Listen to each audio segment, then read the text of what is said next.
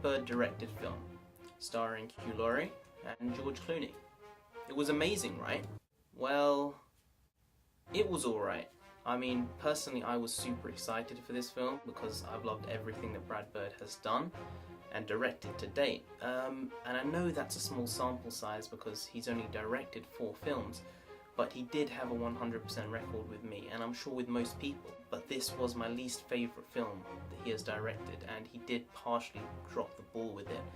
I'm still super interested in any future projects he does, like The Incredibles 2, or there's rumours going around that he may be directing a Star Wars anthology film, which I would be completely on board for and really excited for after seeing what he's done with Mission Impossible Ghost Protocol and with the special effects in Tomorrowland. I would have no qualms with him directing a Star Wars spin-off. So let's start with the video journal type scenes. I personally did like them because they reminded me of The Emperor's New Groove and scenes from The Lion King 3. However, I do see why people didn't have the same affinity towards them as I did, because they were disjointed from the rest of the film, and if they were taken out it wouldn't have extracted anything from the overall story of the film, and it probably would have done it some good. I mean, the runtime of the film was 2 hours and 10 minutes or 2 hours and 5 minutes. It probably could have been better doing it at maybe an hour and 50. It just felt like the film ran on a little bit too long. It was a new original type of sci-fi. I mean, they took elements from the Terminator and other films like the AI feeling more than it should, but they used that as a plot point and made the film even more unique.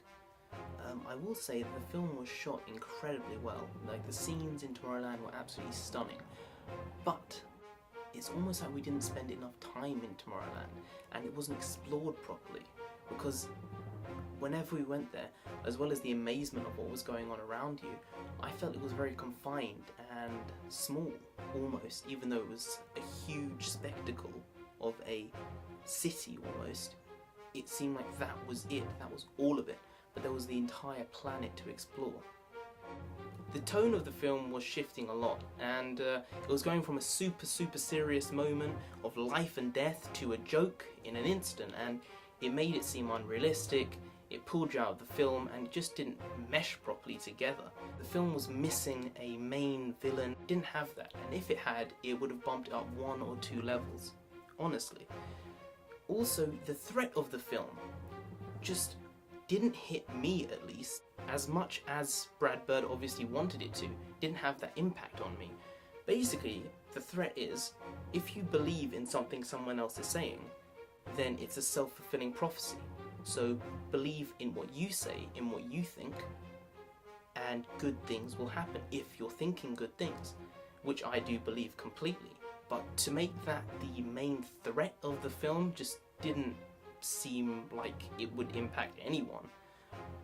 But that is the moral of the film, really. Do what you want to do. Believe what you want to believe and dream what you want to dream. Don't let people tell you what you can and can't be, and don't let people tell you what you can and can't do. And I do completely 100% agree with that mythos of life. So basically it's that one song by Journey.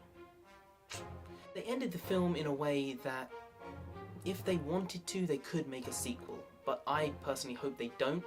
I hope it was a one and done, really. If they wanted to, they could continue the story in comic book form. I think this has a lot of potential to be turned from the screen to the page as opposed to the page to the screen. And I think this could be a really good comic book, potentially. There's a lot of stuff you can explore in the world that hasn't been explored yet. So I think it's a real possibility that Disney could come out with a comic book run of Tomorrowland. My favourite scene of the film was the first time Britt Robinson picked up the pin, and she acted completely insane. Everyone around her thought she was crazy. The film had great acting, it had great effects used very well, it had a good original story, but the execution wasn't quite there, and the writing didn't help the pacing of the film as well. But I will say, overall, there were more parts of the film that I enjoyed than I didn't. So I'm going to give Tomorrowland a solid 6 out of 10. It may warrant a second viewing, but I would definitely suggest that you guys go and check it out in cinemas. It's worth it just for the effects alone.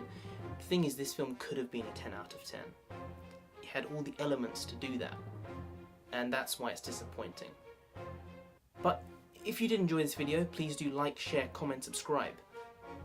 I've been Narendra the Comic, you've been great, and I'll see you next time. Skadoosh.